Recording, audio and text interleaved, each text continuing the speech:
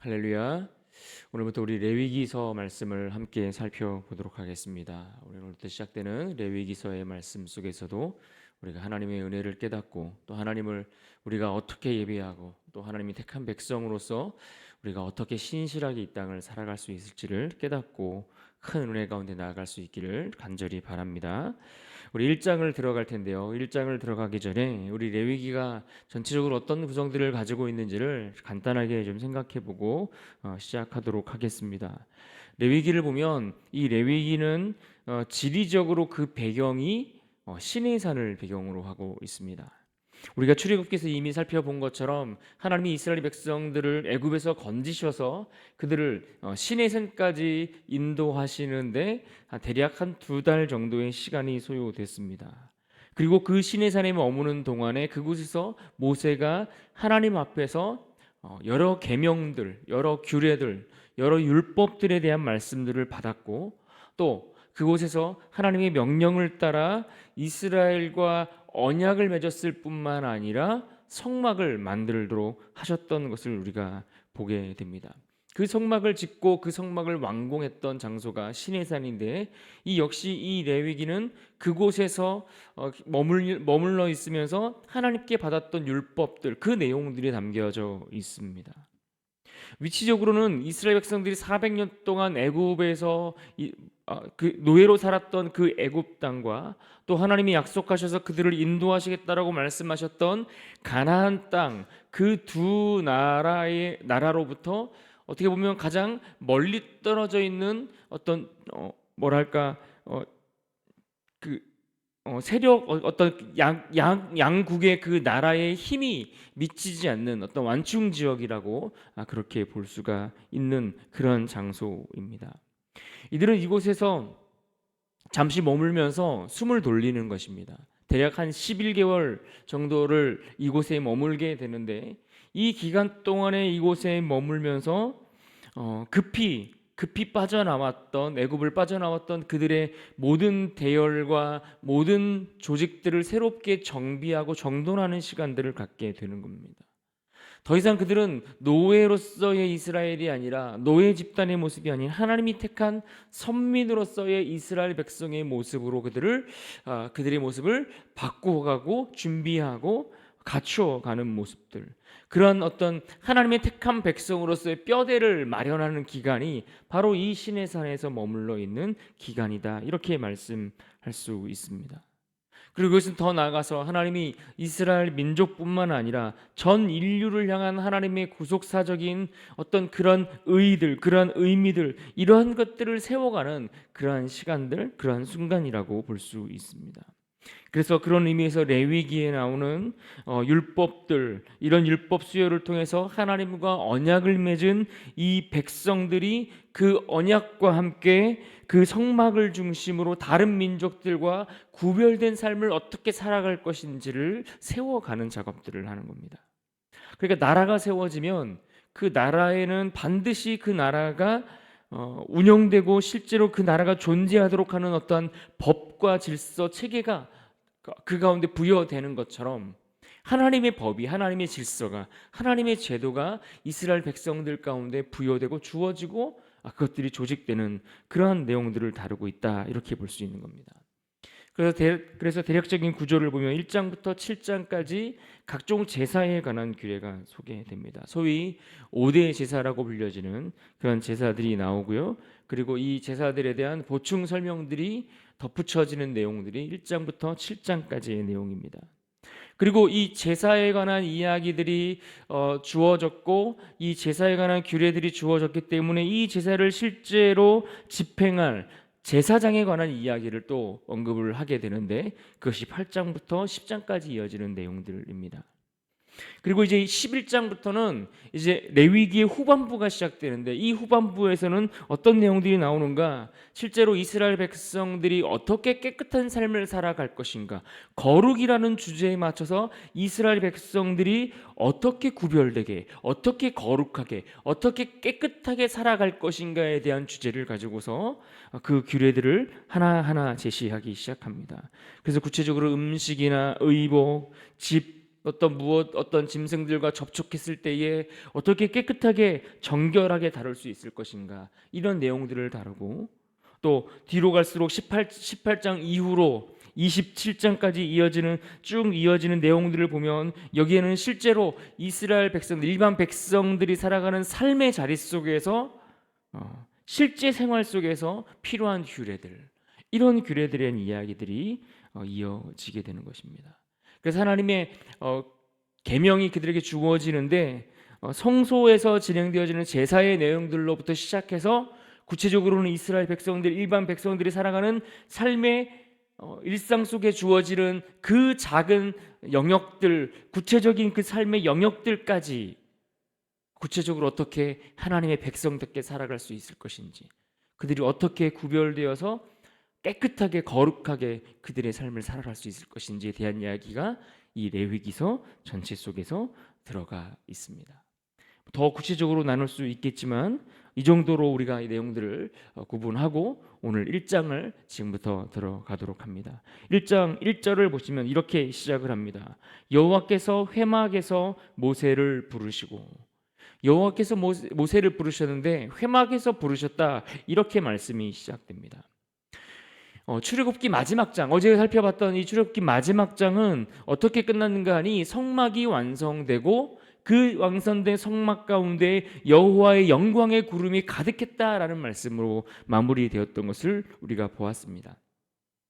그런 의미에서 이 레위기를 시작하면서 회막에서 모세를 부르셨다라는 이 말씀은 바로 이 출애굽기와 더불어서 이 레위기의 말씀도 이어지는 말씀이다, 이것을 의미하는 것이고, 또 레위기의 내용이 바로 이 성막과 관련된 지침들이 담겨 있을 것이다 라고 하는 것을 우리로 하여금 짐작해 주는 부분입니다. 그래서 본격적으로 이제 제사에 관한 이야기가 1장부터 시작되는데요, 앞서 말씀드린 대로 레위기에는 5대 제사가 소개되는데, 번제, 소제, 화목제, 속제제, 속건제, 이 5가지의 제사가 나옵니다. 그 중에 1장에서는 바로 그 첫 번째에 해당하는 번제에 관한 이야기를 다루고 있습니다. 이 번제는 제사 중에서도 가장 대표적인 제사라고 말씀드릴 수 있습니다. 제사를 드리는 사람이 2절의 말씀처럼 소나 양의 제물을 가져온다라고 했습니다. 그리고 그것을 어떻게 합니까? 불로 태워서 드리는 형식을 취하는 제사가 바로 이 번제입니다.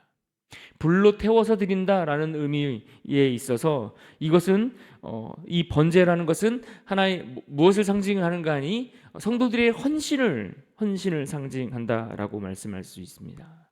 왜냐하면 번제를 통해서 우리가 죄 사함을 받기 때문에 그 죄의 용서함을 받고 난 이후에는 마땅히 그 은혜에 감사하여 헌신의 삶을 살아가야 하기 때문에, 그 뒤에는 반드시 헌신이 따라오는 것이기 때문에 이것은 너무나 자연스러운 일이 되는 것입니다.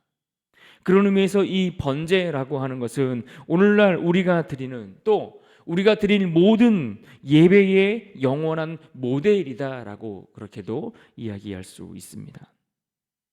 그러니까 한마디로 번제라는 제사는 오늘날 우리가 드리는 예배의 하나의 아주 중요한 기준이 되고 모델이 되고 있다라고 하는 것입니다. 그렇다면 여러분, 우리가 드려지는 예배, 이 드려지는 그 예배가 어떻게 드려져야 하는가라는 것을 우리는 생각해보고 살펴보아야 합니다. 3절에 보시면 이렇게 말씀합니다.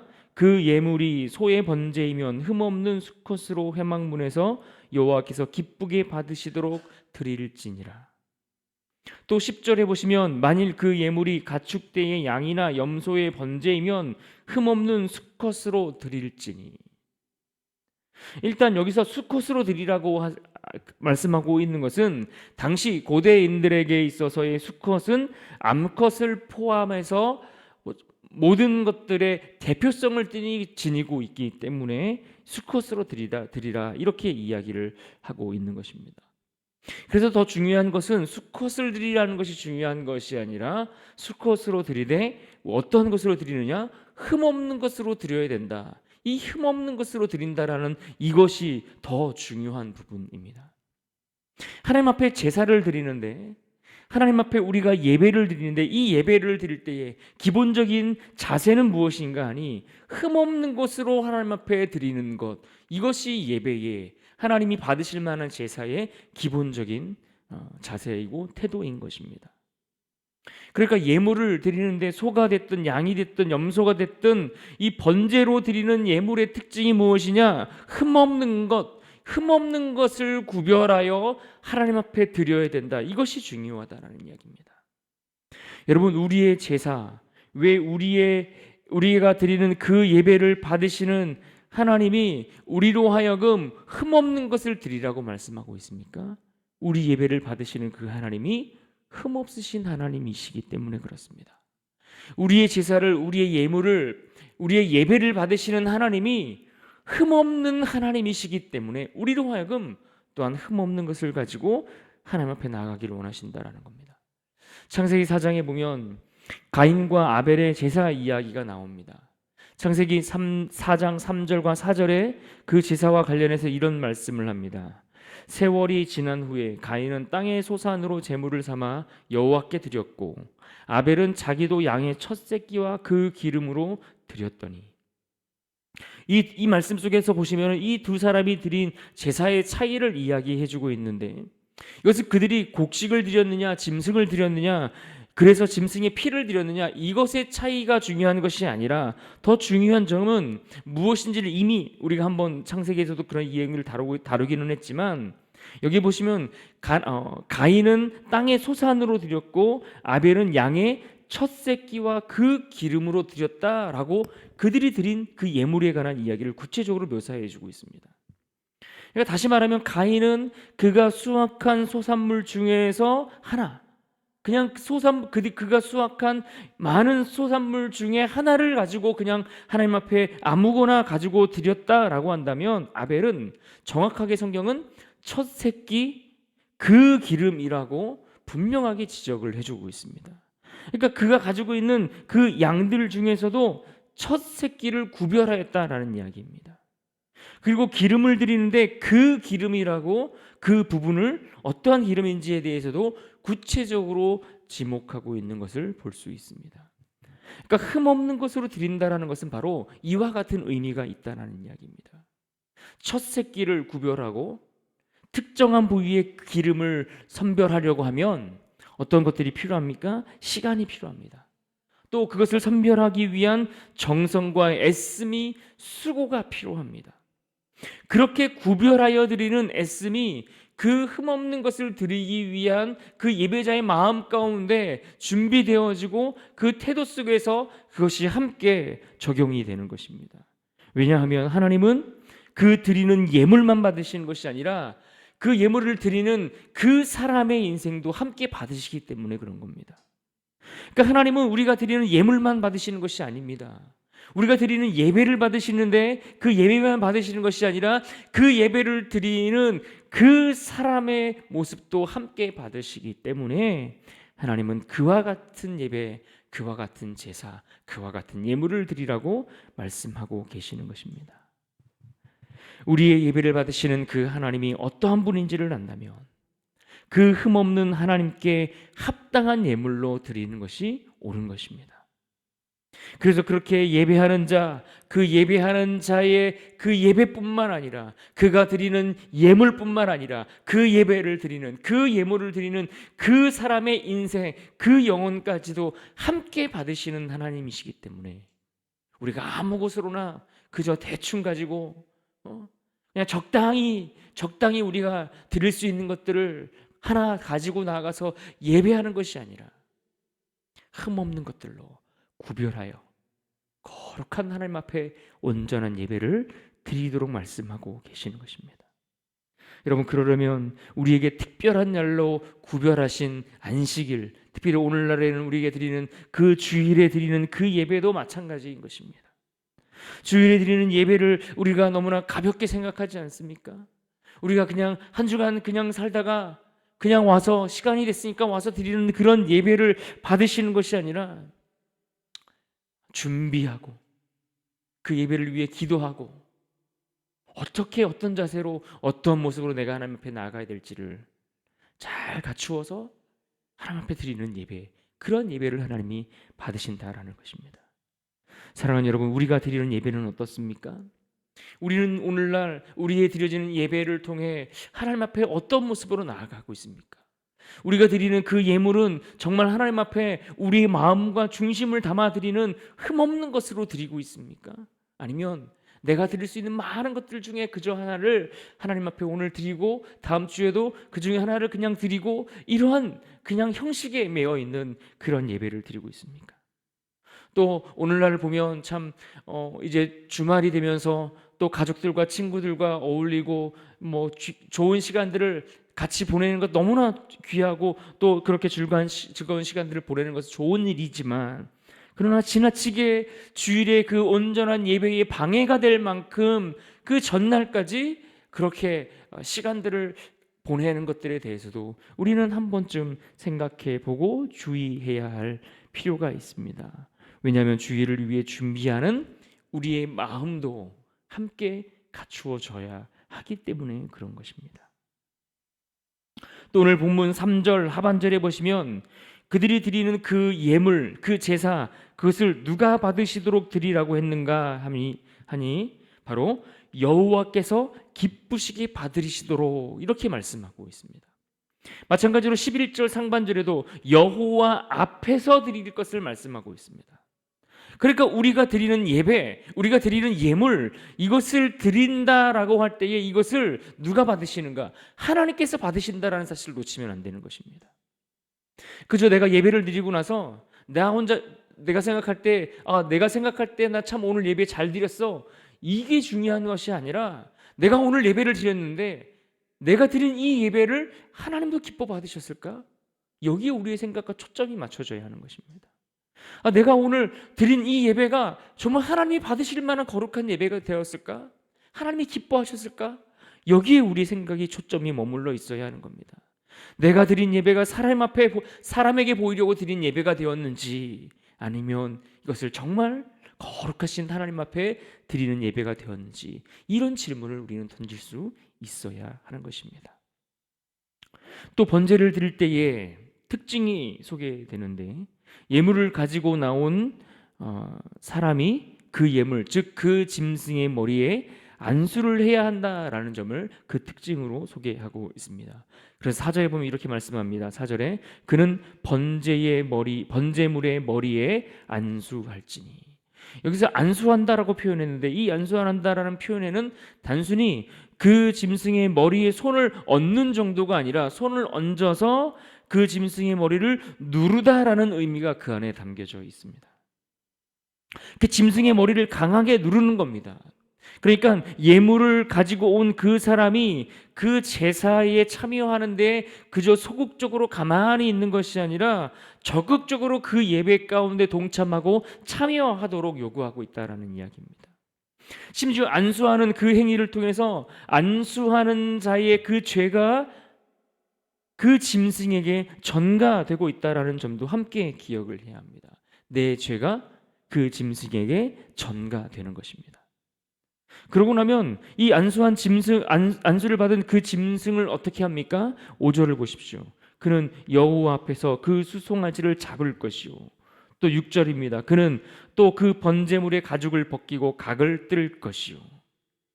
그러니까 짐승의 피를 제단 위에 뿌리고 불을 붙이고 그 내장과 정강이를 물로 씻고, 이러한 것들은 제사장들이 하는 일이지만, 그러나 그 짐승을 가져와서 안수하고 그 짐승을 잡고 그 짐승의 가죽을 벗기고 각을 뜨는 일은 누가 해야 합니까? 그 예물을 가지고 그 제사를 드리는 그 예배자가 하는 것이다라는 겁니다. 그러니까 그 제사를 통해, 그 짐승을 잡는 것을 통해 내 죄를 전가해서 그 짐승이 처참하게 죽는 그 모습을 생생하게 내가 목격하고 보게 되는 것입니다. 죄의 결과로 그 죽음에 이르게 되는 그 끔찍한 장면을 예배하는 자가 보게 되는 겁니다. 사랑하는 여러분, 예배를 통해서 우리는 무엇을 봅니까? 내 죄를 보는 겁니다. 하나님 앞에 예배를 드리면서 그 죄를 보고 회개의 역사가 예배 가운데 일어나야 하는 것입니다. 그리고 그로 인해 그 십자가의 보혈을 의지하는 시간으로 드려지는 것이 바로 예배의 시간인 것입니다. 그래서 예배를 통해 하나님께서 그 죄를 속하여 주시는 그 은혜를 깊이 경험하는 것입니다.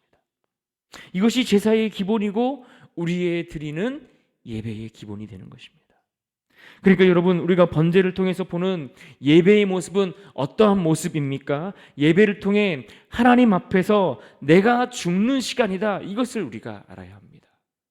그러니까 우리가 드리는 예배는 하나님 앞에 그냥 앉아서 그냥 그 한 시간을 때우고 앉아서 있는 시간이 아니라 그 예배를 통해 하나님 앞에서 내가 죽는 시간, 나를 쳐서 복종시키는 시간, 내 안에 있는 더러움들을 다 끄집어내어서 십자가의 그 보혈 앞에 나를 대신하여 죽으신 주님의 그 은혜를 더 깊이 묵상하고 깨닫는 시간, 이것이 우리의 드려지는 예배인 것입니다.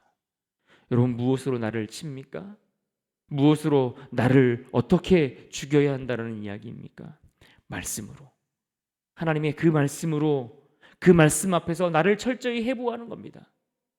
내가 지금 어떤 상태에 있는지, 내가 지금 어떤 처지에 있는지, 내 문제가 무엇인지, 내 인생의 고통이, 내 인생의 장애물이 무엇 때문에 이러한 처지에, 이러한 상황 가운데 있는지를 말씀 속에서, 그 말씀 속에서, 깨닫는 말씀 속에서 내 삶을 철저하게 아주 구체적으로 파헤치고 끄집어내는 것입니다. 해부하는 것입니다. 그렇게 말씀을 통해서 아직도 죽지 않은 내 자아, 옛 자아를 죽이고 말씀을 통해 아직도 꿈틀대는 그 심령들을, 그 욕망을 잘라내고 아직도 세상 가운데 기웃거리는 우리의 속사람을 말씀으로 십자가 앞에 못 박는 그러한 일들을 예배를 통해 해나가는 것입니다. 사랑하는 여러분, 오늘 우리는 레위기를 시작하면서 우리 1장에 나오는 이 번제라는 제사를 통해 우리가 드리는 예배의 의미가 무엇인지를 생각해 보았습니다. 출애굽기에서 성막을 완공하고 성막 가운데 하나님의 영광의 구름이 가득한 그 모습 속에서 이제는 하나님께서 말씀하신 대로 그곳에서 너희를 만나고 너희와 함께하고 너희 가운데 거하겠다라고 말씀하신 그 말씀이 어떻게 이루어지는가? 우리가 드리는 그 제사를 통해, 그 예배를 통해 이루어지는 것입니다. 우리가 드리는 그 예배를 통해서 하나님은 우리를 만나기를 원하시는 겁니다. 그래서 하나님이 어떻게 제사를 하라고 하시는지, 어떻게 예배를 드리는 것이 중요한지, 그 예배에 관한 이야기를 우리에게 들려주고 있습니다. 그러므로 오늘 우리는 주신 말씀 가운데 특별히 5절 말씀을 기억하면서 우리가 드리는 그 예배가 하나님 앞에 어떤 예배가 되어야 하는지를 다시 한번 기억하고 새기고 붙들고 승리할 수 있기를 바랍니다. 우리 5절에 있는 말씀 같이 함께 읽도록 합니다. 5절입니다. 시작. 그는 여호와 앞에서 그 수송아지를 잡을 것이요 아론의 자손 제사장들은 그 피를 가져다가 회막문 앞 제단 사방에 뿌릴 것이며, 이 말씀처럼 하나님 앞에서 짐승이 죽듯 내 옛 자아가 죽고 십자가 앞에 은혜로 다시 사는 놀라운 은혜를 경험하는 것, 그것이 우리의 드려지는 예배입니다. 이것을 우리가 예배할 때마다 그러한 오늘 말씀 속에서 깨닫는 그 말씀의 자세로 우리가 예배를 드리고, 그렇게 드리는 그 예배를 통해서 하나님께서 우리를 늘 새롭게 하시는 그러한 귀한 은혜를 누리는 그러한 예배자의 삶을 살아갈 수 있기를 주님의 이름으로 축원합니다.